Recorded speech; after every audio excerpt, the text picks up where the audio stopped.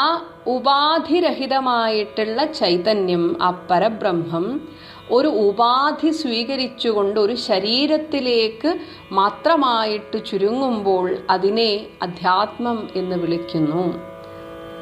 എന്നാൽ ഈ മായയാൽ മൂടപ്പെടുമ്പോൾ ഈ അധ്യാത്മമായിരിക്കുന്ന ആ ഉപാധി സഹിതമായിട്ടുള്ള ശരീരത്തിന് താൻ ആ ചൈതന്യത്തിൻ്റെ തന്നെ ഒരു ഭാഗമാണെന്നുള്ള ആ ഒരു ഓർമ്മ ഇല്ലാതെയാകുന്നു, അത് മറന്നു പോകുന്നു.